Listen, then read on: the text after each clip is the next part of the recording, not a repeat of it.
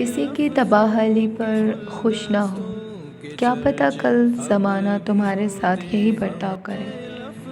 اگر تم سے پوچھے بتاؤ زندگی کیا ہے، تو تم ہتھیلی پر ذرا سی خاک رکھنا اور اسے اڑا دینا۔ لوگوں سے یاد کرنے کا شکوہ مت کرنا، کیونکہ جو انسان اپنے رب کو بھول سکتا ہے وہ سب کو بھول سکتا ہے۔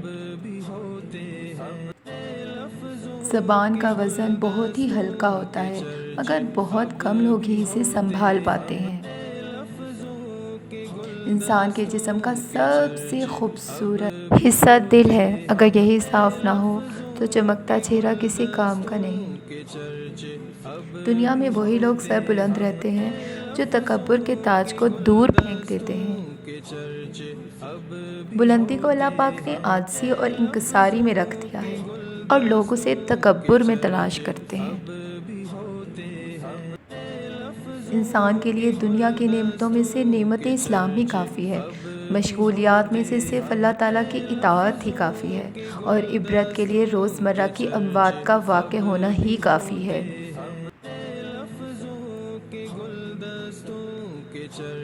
تمہاری عورتوں میں سے سب سے بہترین عورت وہ ہے جو اپنے کردار میں پاک دامن ہو اور اپنے شوہر کو حد درجہ پسند کرنے والی ہو۔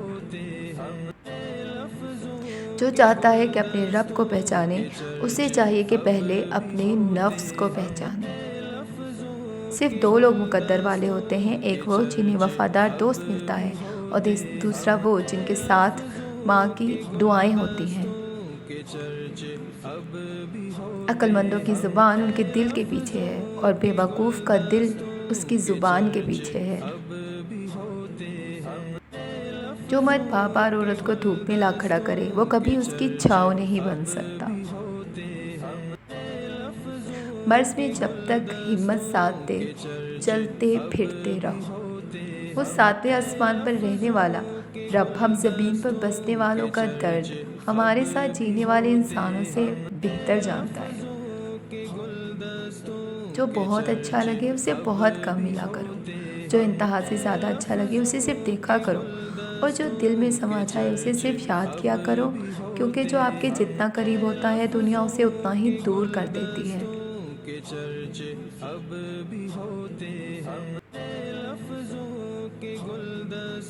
آنسو کا ہر قطرہ دنیا کی ہر چیز سے زیادہ مہنگا ہے، لیکن کوئی اس کی قیمت اس وقت تک نہیں جان سکتا جب تک وہ اس کی اپنی آنکھ سے نہ نکلے۔ حضرت علی رضی اللہ تعالیٰ عنہ سے کسی نے پوچھا کہ آپ کی تلوار تو بہت تیز ہے مگر آپ کی سواری سست ہے، کیا ہی اچھا ہو کہ آپ کی سواری بھی تیز ہو۔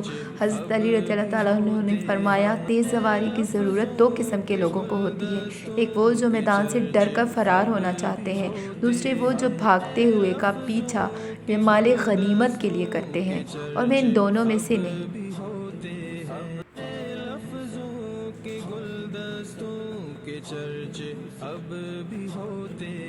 رزق کے پیچھے اپنا ایمان خراب مت کرو، کیونکہ رزق انسان کو ایسے تلاش کرتا ہے جیسے مرنے والے کو موت۔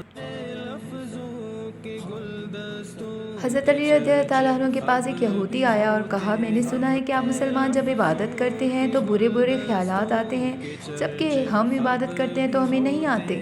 حضرت علی رضی اللہ تعالیٰ عنہ نے جواب میں فرمایا، اگر ایک گھر فقیر کا ہو اور ایک امیر کا تو چور کہاں جائے گا؟ یہودی نے کہا، امیر کے گھر میں جائے گا۔ حضرت علی رضی اللہ تعالیٰ عنہ نے فرمایا، تبھی تو شیطان ان کو ستاتا ہے جن کے دل میں اللہ ہو، اور جن کے دل میں اللہ نہیں ہوتا وہاں شیطان کا کیا کام۔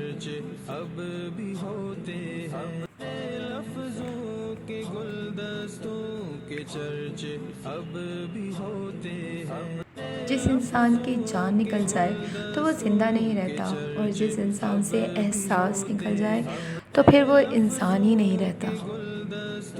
مجھے اس شخص پر بہت تعجب ہوتا ہے جو روز دیکھتا ہے کہ اس کی سانس اور عمر کم ہو رہی ہے، لیکن پھر بھی وہ موت کی تیاری نہیں کرتا۔